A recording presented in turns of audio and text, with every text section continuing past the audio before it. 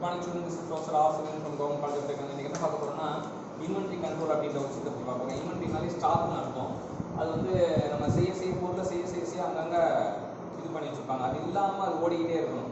Stock கம்மியாக உள்ளுக்குள்ள stock கம்மியாக இருக்கணும். ஒர்க்கிங் சேம்பரில் வந்து ஸ்டாக் கம்மியாக இருக்கணும். அது நகர்ந்துகிட்டே இருக்கணும். ஸோ இந்த ஸ்டாக் கண்ட்ரோல் சிஸ்டம் சொல்லுவாங்க இன்வென்டரி கண்ட்ரோலர். இதில் என்ன காஸ்டிங் வரும்னா ஆர்டரிங் காஸ்ட்டும் கேரிங் காஸ்ட்டும் இன்வால்வ் ஆகுது. இதில் ரெண்டு வகையான சிஸ்டம் ஃபாலோ பண்ணுறாங்க. P system, Q system அப்படின்றாங்க. P systemனா P for period, fixed period system, இது பீரியாடிக்கா ரிவ்யூ பண்ணுவாங்க. Q for order system, fixed order system, இது grouping system, இது reorder system, இதுல continuous review பண்ணுவாங்க. order systemல continuous review தேவை, இதுல periodic review தான் போதும். இது வந்து period system, அதனால periodic review, இது fixed order system, அதனால continuous review. இதுல ordering cost அதிகமா இருக்கும், இதுல safety stock அதிகமா இருக்கும், average inventory அதிகமா இருக்கும், holding cost அதிகமா இருக்கும். இதுல single order multiple inventory perishable ஐட்டம்க்கு உகந்ததா இருக்கும். அதாவது அழுகி போற இந்த பழம் அந்த மாதிரி விஷயம்லாம் இது ஒத்து போகும். ஏன்னா ஃபிக்ஸ்டு பீரியடுக்கு நம்ம வாங்கலாம். சிங்கிள் ஆர்டர் சிங்கிள் இன்வென்டரி தான் இதில் பிளேஸ் பண்ண முடியும் அப்படின்னு பார்க்கலாம். அடுத்து லீட் டைம் ஆல்ரெடி பார்த்தோம். பிளேஸ் இந்த ஆர்டருக்கும் நம்ம ரிசீவ் பண்ணுறதுக்கும் இடைப்பட்ட நேரம் தான் வந்து placing an order and time for inventory on hand to be consume, அதுக்கான நேரம் தான் வந்து லீட் டைம் சொல்லுவாங்க.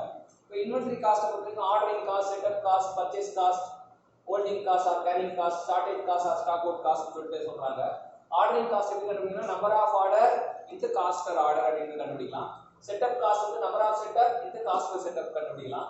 பர்ச்சேஸ் காஸ்ட் வந்து number of units into unit cost கண்டுபிடிக்கலாம். ஹோல்டிங் காஸ்ட் இல்ல கேரிங் காஸ்ட் வந்து average inventory level into carrying cost per piece per unit time அப்படின்னு கண்டுபிடிக்கலாம். ஷார்டேஜ் அண்ட் ஸ்டாக் அவுட் காஸ்ட்க்கு average shortage into shortage cost per piece per unit time கண்டுபிடிக்கலாம்.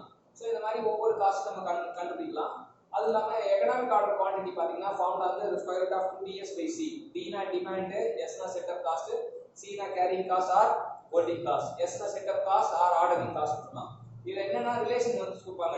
டிமாண்டை வந்து நான் 4 மடங்கு ஏற்கிறேன், எனக்கு EOQ என்ன ஆகும் அப்படின்னா வந்து demand direct equal square root of t-ன்றனால 4 ஸ்கொயர் ரூட் பண்ணால் என்ன ஆகும்? Is 2 times. அதே போல் செட்டப் காஸ்ட் 4 டைம்ஸ் அதிகப்படுத்தினா என்ன ஆகும் கேட்பாங்க. ஸோ EOQ 2 மடங்கு அதிகமாகும். கேரிங் காஸ்ட் நான் 4 டைம்ஸ் அதிகப்படுத்துறேன்னுவாங்க.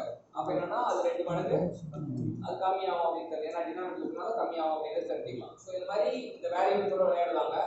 ரீஆர்டர் பாயிண்ட் அப்படின்றது வந்து நம்ம தெரிஞ்சுக்கணும். ரீஆர்டர் பாயிண்ட் அந்த point at which order must be made அப்படின்றது தான் reorder point. Reorder quantity plus safety stock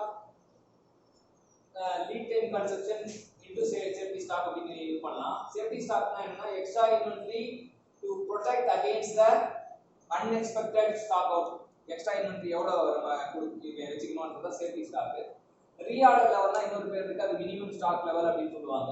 அது எப்படி கண்டுபிடிக்கலாம்னா normal consumption into normal delivery time அப்படிங்கிற மாதிரி போட்டு கண்டுபிடிக்கலாம். ரீஆர்டர் குவான்டிட்டி அடிக்கடி கேட்குற question average daily usage into average lead time கண்டுபிடிக்கலாம். அப்புறம் நம்ம 2 பின் சிஸ்டம் ஒன்று இருக்கு. அது வந்து என்னன்னா ஆர்டரிங் ப்ரொசீஜர் சொல்லுவாங்க. இது என்னன்னா 2 பின் இருக்கும். ஒரு பின்னுக்கு A பேர், இன்னொரு பின்னுக்கு B பேர். B contains the amount of stock equal to the safety stock அப்படின்னு தெரிஞ்சுக்கலாம். Thank you champions.